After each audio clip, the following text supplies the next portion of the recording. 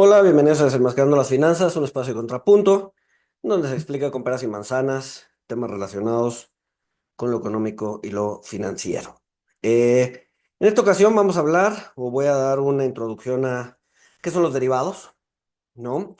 Los derivados financieros. Un derivado financiero en esencia es un contrato financiero que por sí solito no vale nada, ¿no?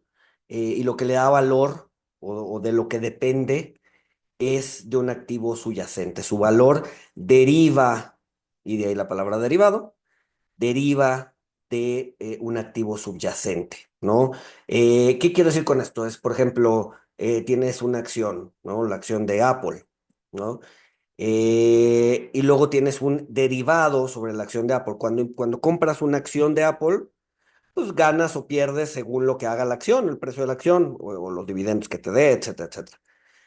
Un derivado lo que hace es que eh, puede hacer, digamos que su valor se lo va a dar los movimientos de la acción de Apple. No es una acción de Apple como tal, sino más bien es un instrumento que depende de las acciones es que no quiero decir acciones para que nos confunda con el instrumento financiero, pero es más bien de lo que haga la acción de Apple, ¿no? Eh, un derivado, pues obviamente puede ser sobre cualquier cosa, sobre el trigo, sobre el oro, sobre las acciones, sobre bonos, sobre índices bursátiles, tasas de interés, divisas, petróleo, lo que se te ocurra, cualquier cosa que tenga un precio y que cotice en mercado, puede tener un derivado detrás, ¿no? Eh, los derivados suenan recientes, pero en realidad son instrumentos bastante antiguos, ¿no? Podríamos trazar, o se han trazado los primeros derivados hace 4000 años, ¿no? En el 2000 antes de Cristo, en Mesopotamia. Obviamente eran futuros agrícolas, no eran derivados que dependían del precio del trigo, el precio del maíz, ¿no? Etcétera, etcétera. Bueno, el maíz no, porque no, el maíz viene de América, pero sí del trigo o del arroz. En el mismo código de Hammurabi, ¿no? En el 1760 antes de Cristo, en el código de Hammurabi incluía algunas disposiciones legales para hacer uso de estos derivados, ¿no? ¿Y en qué consistían? Pues en esencia consistían en futuros, es decir, en instrumentos que pactaban el precio de un bien, del trigo, de lo que sea, hacia adelante, ¿no? Entonces un agricultor le decía a un comerciante de trigo, ¿sabes qué? Yo te vendo mi cosecha del siguiente año a tal precio. Y si el comerciante de trigo estaba de acuerdo, pues entonces hacían un contrato y entonces no importaba hacia dónde fuera el precio del trigo, pues ellos ya habían pactado un precio. Entonces los dos se cubrían. En el caso del agricultor, si el precio del trigo bajaba, pues ya tenía ya tenía esa cobertura. En el precio del productor, si el precio del trigo subía, digo, en el precio del comerciante, si el precio del trigo subía, pues obviamente ya estaba cubierto, ¿no? Entonces eran contratos muy sencillos en donde simplemente se apalabraba el precio futuro de un bien, ¿no? Obviamente todo esto era entre partes, ¿no? Tú y yo nos ponemos de acuerdo. Sin embargo, pues, tuvieron que pasar muchos siglos para que existiera el primer mercado formal de derivados, en donde pues, podrías comprar y vender derivados en una bolsa, ¿no? Curiosamente, digo, las bolsas sabemos que nacieron en Holanda, las primeras bolsas de valores, etcétera, etcétera. El primer mercado de derivados no se dio en Occidente, se dio en Oriente, y fue en Japón. El primer mercado formal de derivados se dio en Japón, en lo que se conoce como la bolsa de arroz de Dojima, ¿no? En 1730. Pues obviamente, pues el arroz siendo el principal alimento de Japón, se encontró con esta necesidad de pactar precios y entonces pues, nace esta bolsa en donde eh, digamos que cosechas enteras estaban tradeando u operando en esta bolsa. No, esta bolsa ya no sobrevive hasta nuestros días, sin embargo, pues sí estuvo vigente cerca de 200 años, ¿no? La cerraron en 1939, en la era más bien en la pre-Segunda Guerra Mundial, cuando la economía de Japón estaba muy controlada, entonces, bueno, se cerró la bolsa, ya no hubo necesidad de que esta bolsa existiera, porque la economía estaba controlada, entonces se cerró bueno, ya no se volvió a abrir, ¿no? En 1848 nace el Chicago Board of Trade, ¿no? En donde se empiezan a comerciar productos agrícolas, era más que nada productos agrícolas, y ya después si no me equivoco, en los 50 o 60 nace la Bolsa de Chicago como lo conocemos hoy, en donde pues, ya no solo son productos agrícolas, sino que además son productos financieros sobre acciones, índices, bonos, tasas, etcétera, etcétera. Y esta explosión se da a partir de 1970, ¿no? En donde pues, ya no solamente buscaban cubrirse de la variación en los precios de las materias primas, sino que además también de distintos tipos de instrumentos financieros, tasas, acciones, bonos, etcétera. Entonces, bueno, eso es un poco de historia, de dónde vienen los derivados. Un derivado tiene varias características. La primera es el subyacente, como ya decía, por sí solo un contrato de derivado sin un subyacente pues no tiene sentido, ¿no? O sea, es inherente un contrato de derivado tener un subyacente. Entonces el subyacente es una parte importante cuando definimos un derivado. Otra es la estructura del contrato, ¿no? ¿Qué estructura va a tener? Pueden ser contratos estandarizados que se operan en bolsa o bien contratos hechos a la medida, ad hoc, ¿no? Entre dos personas, fuera de bolsa. Va si es un futuro, si es un swap, si es un intercambio, si es una opción, etcétera, etcétera. Ahorita vamos a tocar cada uno de ellos muy, muy sencillo. Ya después, más adelante, vamos a ahondar en lo que es un futuro, en lo que es una opción, en lo que es un swap, ¿no? En otras cápsulas. Pero primero quería dar una introducción de lo que es un derivado en general, ¿no? Y también qué nivel de apalancamiento quieres tener. Generalmente los derivados pues, te producen apalancarte, es decir, pedir prestado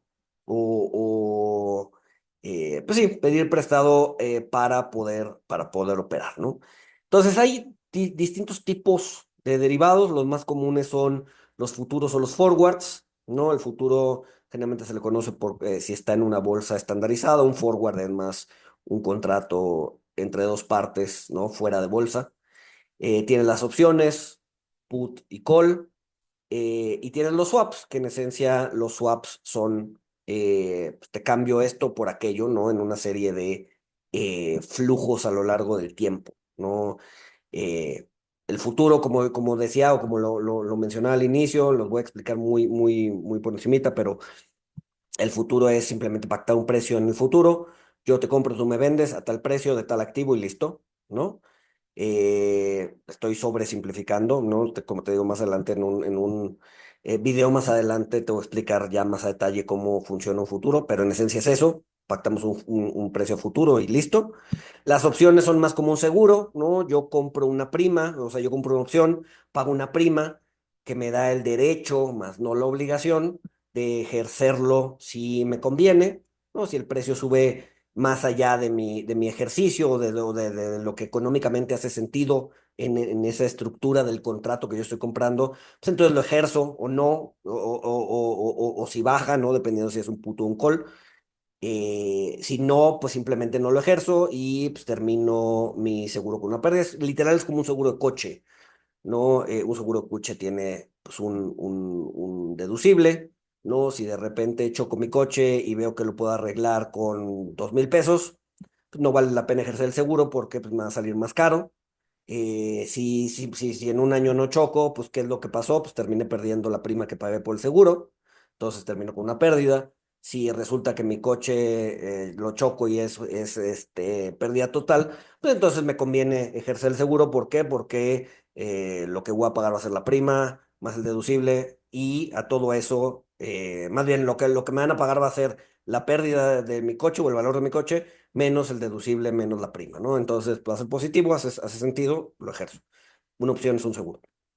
Y un swap, como decía, es un intercambio de flujos o de cosas. ¿Sabes qué? Te cambio el rendimiento del S&P de este año por una tasa fija del 5%, ¿no? Por así decirlo.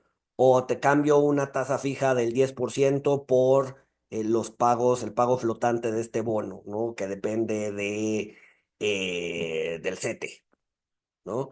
Entonces un swap puede ser de cualquier tipo, de cosas, ¿no? Te cambio esto por aquello, ¿no?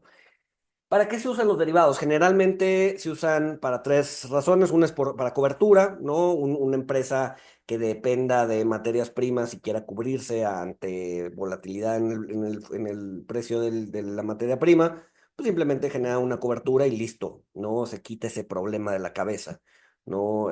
Bimbo, por ejemplo, depende mucho del trigo, pues hace coberturas para evitar que el precio del trigo se le vaya muy por encima de lo que está dispuesto a pagar. Y entonces, pues ahí ya puede seguir garantizando sus operaciones a un precio razonable hacia adelante. El segundo es la especulación, ¿no? No necesariamente tienes una necesidad de cobertura, pero pues crees que tal precio de alguna materia prima o de alguna acción o de algún instrumento financiero puede hacer tal o cual cosa. Entonces, pues, lo que quieres es usar un derivado, apalancarte, multiplicar tus rendimientos. Obvio, te puede ir también para el otro lado, pero pues para fines especulativos también funciona. Y otro es para arbitraje, es decir, para hacer el arbitraje sucede cuando en dos mercados distintos hay un activo con precios distintos, entonces lo que busca el arbitraje es pues, aprovecharse de ese diferencial de precios en esos dos mercados, es el mismo activo, para generar una ganancia, ¿no? Supongo que la acción A en el mercado de Estados Unidos está en $10, pero en el mercado de Europa está en 11. Entonces, pues ahí hay una oportunidad de arbitraje en donde compro barato en el mercado de Estados Unidos, voy y la vendo en el mercado europeo y pues estoy ganando $1 por acción, prácticamente sin hacer absolutamente nada, ¿no? Obviamente esas oportunidades de arbitraje, como yo la dije ahorita, pues es muy trivial, no suelen suceder así de fáciles, pero existen y los derivados nos sirven para explotarlas. Termino un poco esta parte o este video, como decía, más adelante voy a explicar qué es un futuro, qué es un forward, qué es una opción, las griegas de las opciones, los swaps, etcétera, etcétera, en otros capítulos. Pero termino con una frase de Warren Buffett que no me termina de encantar, pero bueno, es una de las frases famosas respecto a los derivados y de Warren Buffett, que dice que los derivados son armas de destrucción masiva, lo cual sí es cierto si no lo sabes usar, pero también son instrumentos bastante nobles y bastante útiles, sobre todo si los usas para fines de cobertura, que te permiten pues, a ver, que te permiten garantizar cierta continuidad, ¿no? En el video de los futuros les voy a contar una anécdota de cómo nacen los nuggets de pollo, ¿no? En McDonald's, y eso fue gracias a un derivado, y a la inteligencia de Rey Dalio en su momento allá por los 70. Pero bueno, no me adelanto, de eso lo voy a platicar en el video de futuros. Y pues nada, en esencia son los derivados, para qué sirven, cómo funcionan, un poco de historia. Si te gustó, compártela, dale like, suscríbete y sin más, nos escuchamos el siguiente jueves. Saludos.